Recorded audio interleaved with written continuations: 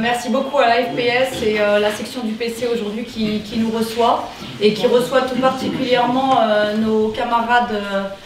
qui sont ici présents de Gaza et qui viennent à la rencontre des gens comme vous, des quartiers populaires, d'une part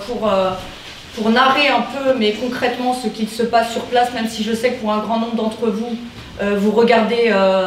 autant que faire se peut les images qui circulent sur Instagram et tous les réseaux sociaux qui existent. Et je l'espère éviter de regarder les médias mainstream tels que BFM, CNews et compagnie. Et du coup, c'était fondamental pour elle, mais aussi pour Urgence Palestine, on présentera peut-être après, parce que je pense que vous êtes venus surtout pour entendre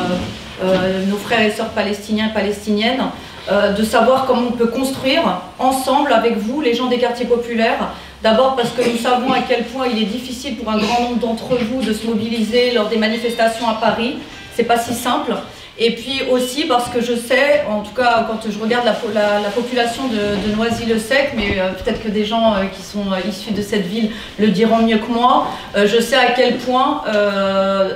la résistance palestinienne, c'est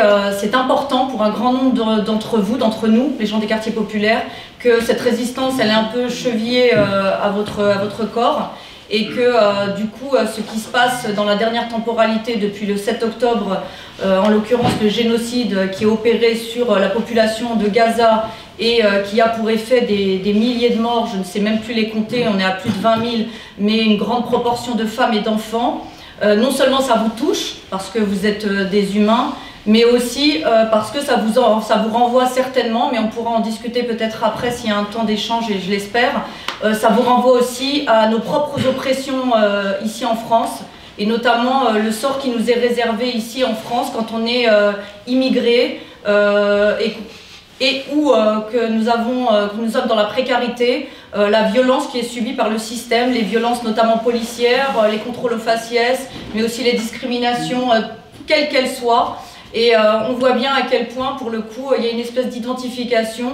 d'où l'importance de ce genre de rencontre et d'où l'importance aussi de se mobiliser ensemble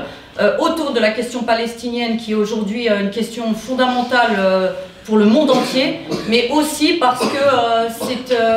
un moyen, je crois, nous croyons pour beaucoup, de lutter contre toutes les formes d'oppression et particulièrement aussi les oppressions que nous vivons ici en France. Je ne l'ai pas dit, mais en tout cas je le dirai peut-être à la fin, mais moi je crois que,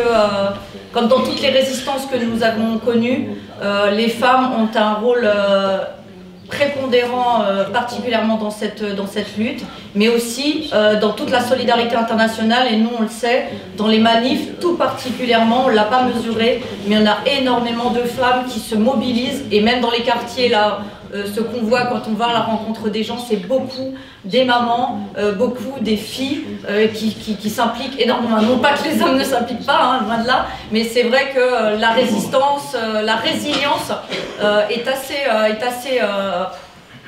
fulgurante de la part des femmes d'une manière générale. Voilà.